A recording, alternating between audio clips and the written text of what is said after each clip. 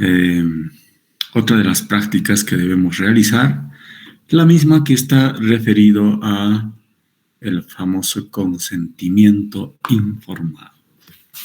De alguna manera estos temas ya estamos tratándolos indirectamente, porque en cada tema, principalmente referidos desde ética profesional, hemos estado revisando desde la evolución histórica cómo se ha ido imponiendo, si vale el término, el principio de la autonomía, y el consentimiento informado no es más que una expresión material y objetiva de este proceso.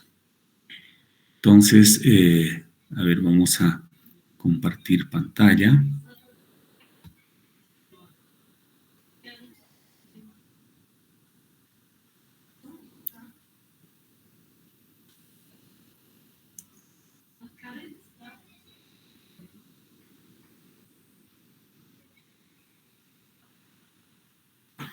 Bueno, vamos a partir solamente tocando algunas partes esenciales de este tema, porque vamos a abordarlo en las clases teóricas próximamente, y que el famoso consentimiento está conformado por dos palabras, uno que es el consentimiento y la otra es información. Y precisamente son las columnas en la cual se sustenta este proceso llamado consentimiento informado. Según la definición de la RAE, consentimiento quiere decir enunciado, expresión o actitud con que una persona consiente, permite o acepta algo. Por otro lado, la información se refiere a la comunicación o adquisición de conocimientos que permiten ampliar o precisar lo que se poseen sobre una materia determinada. Textualmente dice eso la RAE. Si solamente tocamos estas dos expresiones, prácticamente concluyen en lo que formalmente significa el consentimiento informado. Solamente varía en el proceso o el procedimiento. Para que alguien pueda consentir, para que alguien pueda permitir o aceptar algo, previamente debe existir una información, una comunicación, pero que no se quede solamente en una comunicación, sino en la adquisición de conocimientos que le permitan precisar algo específico. Si estas dos expresiones lo plasmamos en el contexto de la actuación médica, querría decir que el consentimiento informado no es más que el proceso en el cual una persona consciente o permite o acepta dos cosas. Puede ser un tratamiento o puede ser que acepte también ser parte de un proceso de investigación biomédica. Pero para que eso ocurra, para que pueda consentir, aceptar o permitir, debe existir una información. Esta información debe ser previa. Y además debe ser completa y oportuna. ¿Sobre qué? Sobre todo el proceso que implica la actuación médica o la actuación biomédica o investigaciones en este contexto de carácter biomédico o ensayos aleatorizados principalmente. Bueno, creo que queda clarísimo solamente con ver estas dos definiciones de dos términos que se utilizan en el consentimiento. Sin embargo, hay otros aspectos desde el punto de vista médico-legal que deben tomarse en cuenta. El consentimiento informado significa que la persona involucrada, en este caso, la persona involucrada puede ser un paciente o puede ser una persona que desee formar parte de algún estudio o investigación biomédica, ¿verdad? De todas maneras, esta persona debe reunir algunas condiciones. ¿Cuáles son esas condiciones? Primero, su capacidad legal.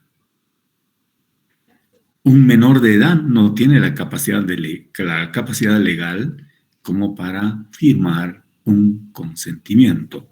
Lo que puede es asentir, pero no puede consentir, y cuya falencia implicaría la invalidez de este proceso.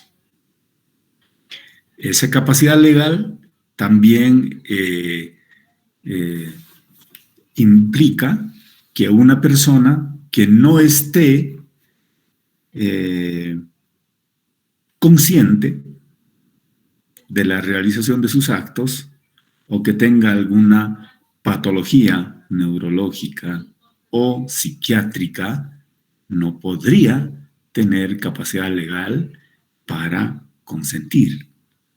De la misma manera, un adulto mayor, en las cuales se supone que a partir de cierta edad, ¿no es cierto?, ya se presume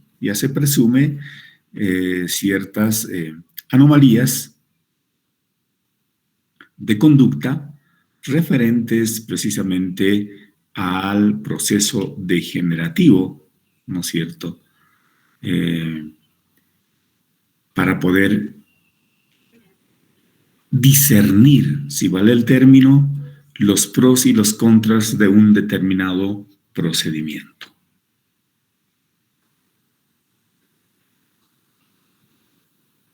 Por otro lado, debe estar consciente. Entonces, un paciente o una persona en estado de inconsciencia tampoco podría ejercer, ¿no es cierto?, todas las condiciones que legalmente se prevén para que se pueda considerar como un ejercicio consciente de lo que hace. Por otro lado, ese ejercicio consciente implica la voluntariedad y la libertad. Voluntario es que una persona voluntariamente asiste o admite o otorga su consentimiento respecto a algo. Y por otro lado, pues sin presión alguna, a eso se refiere la voluntariedad, que no existe presión, ninguna implicación externa que le llegue a forzar a la persona a actuar de una manera determinada. Entonces, el acto voluntario es que por sí mismo uno decide admitir o seguir cierto procedimiento. Y por otro lado, la libertad. Hemos dicho desde el inicio que una parte del acto ético, ¿no es cierto?, de los actos morales, era la libertad, una condición sine qua non. Y en este caso del consentimiento informado se refuerza esta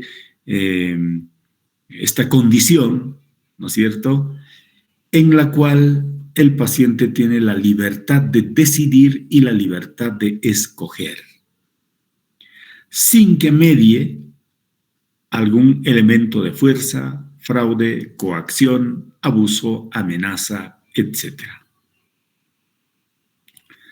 Se supone que estas formas de engaño, coacción o coerción, en muchos casos sí son de los más comunes.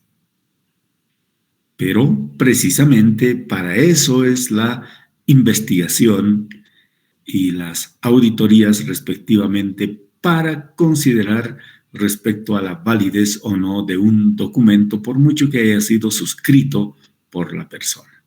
Por otro lado, debe tener antes, lo más importante, suficiente información, pero además la comprensión de cada uno de los elementos que va a involucrar al sujeto como parte de este proceso, ya sea de intervención o ya sea de formar parte de un proceso investigativo.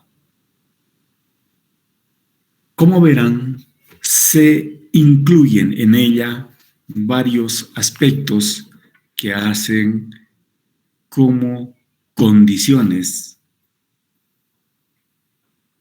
importantes, pero además insustituibles, que deben estar presentes para la otorgación del consentimiento informado. Y algo que les decía, existen dos procedimientos que requieren el consentimiento informado y unos que están referidos a la intervención médica y otros a la investigación biomédica. En este caso, el consentimiento informado en la intervención médica implica todo un proceso. Por lo tanto, aquí tenemos que discutir también, no es un mero acto formal, es todo un proceso, ¿verdad? Por el cual un paciente acepta una intervención médica, pero de forma libre, voluntaria y consciente. Siempre y cuando el médico le haya informado de la naturaleza de la intervención, los riesgos, los beneficios, las alternativas posibles y con sus riesgos y beneficios también. Esos son los aspectos más relevantes de un consentimiento informado en la intervención médica. En cambio, el otro, que es el consentimiento informado en investigación, igual es un proceso, no es un mero acto, es todo un proceso por el cual un sujeto o una persona voluntariamente confirma su decisión de participar en un estudio particular. Y esos estudios particulares son generalmente de carácter experimental, aunque en la actualidad se ha ampliado el término para cualquier procedimiento. Antiguamente solamente se requería en procedimientos invasivos. En la actualidad ya no. Cualquier procedimiento que implique tocar al paciente ya requeriría un consentimiento informado. Esta decisión de participar en un estudio biomédico se otorga después de haber sido informado acerca de todos los aspectos relevantes de su decisión a participar y la misma que debe estar plasmada en un documento escrito, firmado y fechado. Para ambos casos vale el hecho de tener un documento escrito, firmado y fechado. Entonces la pregunta será, ¿y qué sucede cuando se manejan procedimientos en línea o informatizados, ¿no es cierto? Para una intervención clínica, a veces, pues la misma historia clínica o el expediente clínico es digital, ya no es en papel, ¿no es cierto? Como antes. Entonces, ¿qué debe suceder? Y para eso vale y corre la firma digital y debe haber toda la tecnología y los equipos destinados para proceder con lo mismo. Entonces, no hay excusas. En ambos casos debe existir estos elementos que acabamos de mencionar. Por lo tanto, ya hemos encontrado, ¿no es cierto?, dos fases importantes. Uno, que es la información, y el otro, que es el documento. Mucha gente confunde que el consentimiento informado es solamente el documento en el cual firma el paciente o la persona, ya sea en casos de intervención médica o de tratamientos o en su decisión de participar en algún estudio o investigación biomédica. No es así, sino que debe partir lo otro. Es más bien es que en el documento inicial de que la información sea completa, exhaustiva y amplia, debe estar debidamente registrado y fechado estos procedimientos antes que el documento final que nosotros lo conocemos ya de antemano, ¿verdad? Entonces ahí tenemos el primer reto para reconocer de que no estamos haciendo las cosas de la manera como establecen las normas. Y esta práctica está destinado a que ustedes puedan encontrar algunos elementos de los más importantes en el proceso de otorgación del consentimiento informado. Para lo cual, para esta práctica, que probablemente sea la más simple de todas, ustedes simplemente van a hacer como su parte práctica. A ver, estaba pensando en un ensayo, pero creo que vamos a hacer igual que el otro grupo, ¿no es cierto? La misma estaba destinada a la elaboración de un mapa conceptual. Máximo en 5 hojas, incluyendo la hoja de la portada o la carátula y la bibliografía. ¿De acuerdo? Entonces, el documento sobre el que van a hacer el mapa conceptual va a estar referido expresamente a un documento normativo nacional llamado la otorgación del consentimiento informado. ¿De acuerdo? Para lo cual voy a intentar buscar aquí. Ustedes pueden, porque está en esto, está a libre disposición.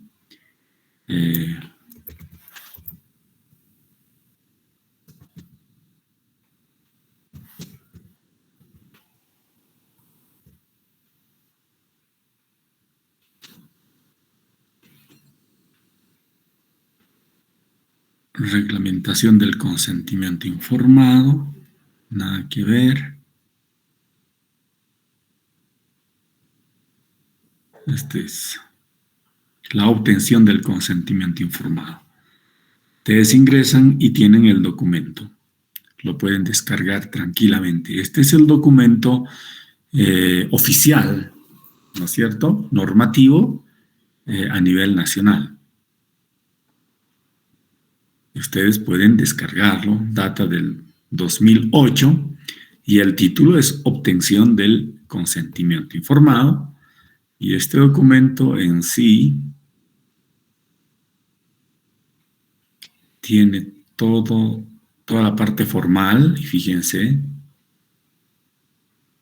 los antecedentes, los fundamentos, por qué obtener el consentimiento informado, los aspectos prácticos del consentimiento informado, el consentimiento informado en Bolivia, ¿no es cierto?, cómo se llega a replantear después de tantos juicios cuando gran parte de la población profesional no estaba haciendo su trabajo correctamente en la otorgación del consentimiento informado, en la obtención, perdón, del consentimiento informado. Y luego tenemos en el capítulo 2 el protocolo del consentimiento informado para los distintos niveles, ya sea en el nivel de atención según los niveles de atención, la definición, las características, los límites del consentimiento informado, los pasos, cuándo solicitarlo, formatos disponibles y referencias. Por si acaso, el consentimiento informado es válido para todas las profesiones del área de la salud, aquellas que tienen directamente una relación o vínculo con el paciente, en cuanto al tratamiento se refiere. Entonces, voy a ser más puntual, solamente los médicos y los odontólogos, porque las otras formas son actividades delegadas por parte de la enfermera, por ejemplo, ya sean sus distintos niveles de licenciatura, etcétera, y también de los bioquímicos y los farmacéuticos que no tienen un vínculo directo de dependencia en cuanto a tratamiento o solución de problemas respecto al paciente, ¿verdad? Entonces, ustedes van a poder encontrar en ella todos los aspectos formales de este documento. Por lo tanto, primero tienen que leer el documento y luego hacer una especie de esquema, en primer lugar, para luego conformar seguramente el mapa conceptual. Máximo en 5 hojitas, de los cuales vamos a descontar 2, uno la carátula y el otro para la bibliografía, y se van a quedar solamente como las 3 hojas para desarrollar todo lo que está contenido en este documento. ¿Está bien? ¿Alguna pregunta?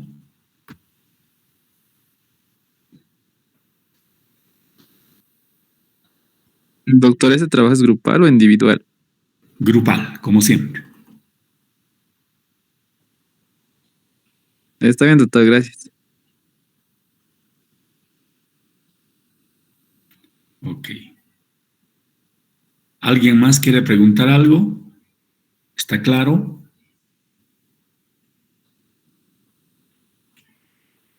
Doctor, buenas noches. ¿Cuándo empiezan nuestras clases presenciales?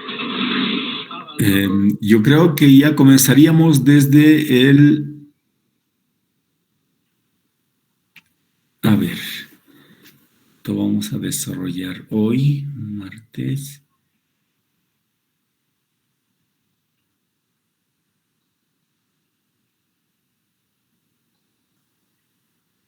Desde el día viernes, ¿puede ser?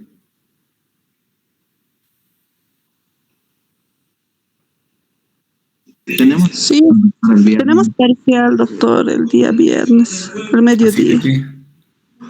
de ortodoncia 2. Qué bacana.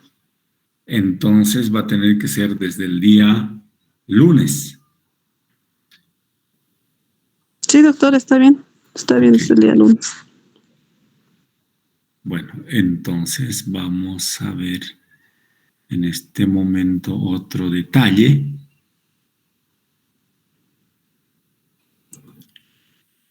Vamos a ver.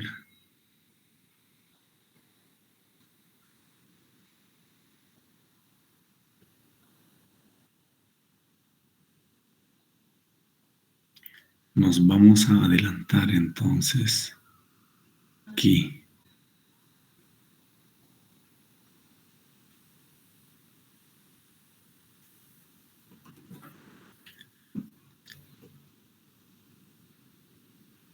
Con esta del consentimiento informado tendríamos la práctica 4. Entonces ingresaríamos a la práctica 5, que está referido a la identificación dentaria. ¿Ok? Les explico.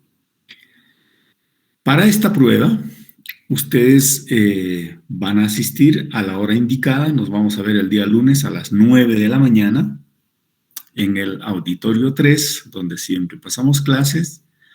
Y yo voy a traer las piezas dentarias para que ustedes puedan identificar las mismas. Yo creo que a estas alturas es muy difícil recapitular, si vale el término, nuevamente lo que es anatomía dentaria. Ustedes han llevado durante toda una gestión y han replicado en otras asignaturas además y deben tener dominio absoluto de la anatomía dentaria, ¿verdad? Por lo tanto, el reconocimiento va a ser sumamente fácil, pienso yo. Aunque existe aún muchas personas que confunden entre superior e inferior, derecho e izquierdo, inclusive permanente y temporario. algo que no debería suceder. Eso es algo inadmisible. De todas maneras, les reitero, yo voy a traer piezas dentarias totalmente identificadas y ustedes van a proceder mediante un formulario que antes de venir a la práctica el día lunes deben pasar a obtener una copia. Está en la fotocopiadora de Carlos.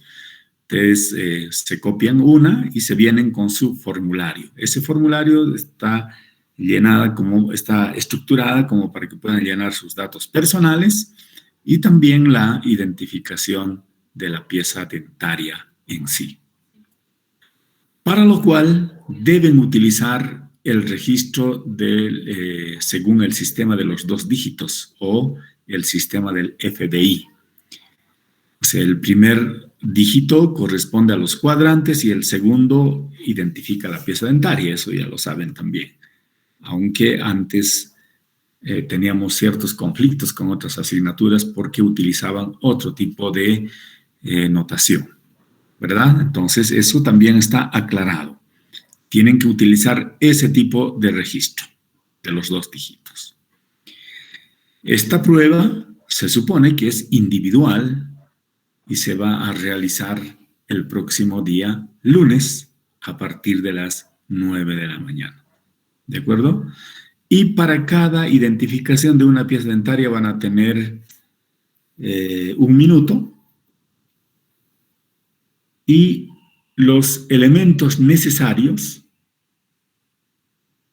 son los siguientes. Un tablero, todos deben tener su tablerito y ahí van a colocar su ficha, la ficha respectiva que van a recoger de la fotocopiadora. Siempre tráiganse alcohol en gel para desinfectarse las manos porque ustedes van a tocar la misma pieza con distintas manos, pues, ¿no? Todas las personas. Entonces, siempre, para todas las prácticas deben utilizar su alcohol en gel. Y algo muy importante, para la mayoría de las prácticas van a utilizar una lupa. No les digo el carácter o la magnificación de la lupa, para no confundirlos, tráiganse cualquier lupa simple que puedan conseguir y no va a haber ningún problema. ¿De acuerdo? Entonces, con esos 4 elementos, su tablero, la ficha, alcohol en gel y su lupa, creo que ya es suficiente para esa práctica. Entonces, al finalizar yo les voy a explicar qué es lo que se requiere para la siguiente práctica. ¿De acuerdo? Tanto en materiales y todo lo demás. ¿Alguna pregunta? Todo claro, doctor. Doctor, ¿cuántas piezas vamos a reconocer? Dependiendo del tiempo, a veces 20 piezas o a veces 10 piezas, pero no creo que sea menos de 10 piezas. Ahí está bien, doctor, gracias. Aunque los formularios están establecidos para 10 piezas, por supuesto, ¿no es cierto? Que es el rango mínimo, pero voy a cambiar yo permanentemente los distintos patrones también, ¿no? ¿Alguna pregunta más?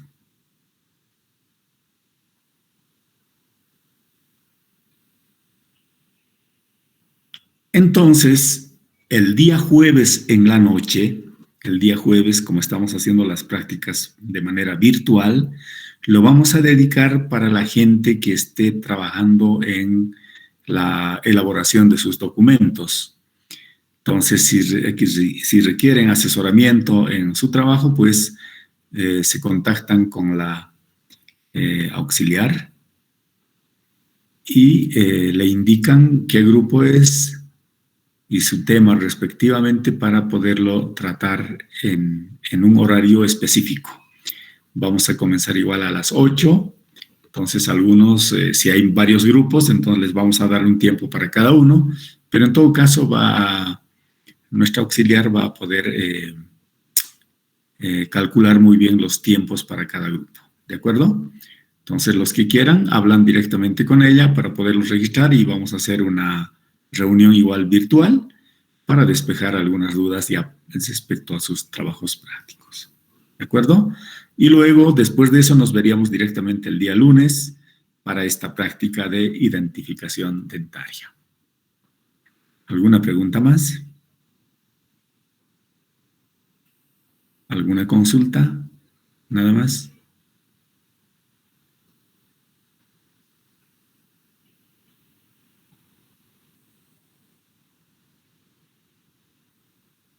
Bueno, creo que está comprendido la información y pues nada más. Nos estaríamos viendo entonces los que quieran el próximo día jueves en la noche y los que no, directamente nos vemos el día lunes en el horario correspondiente. ¿De acuerdo? Un abrazo para todos, que estén bien. Buenas noches. Está bien, doctor. Muchas gracias. Gracias, doctor. Hasta luego.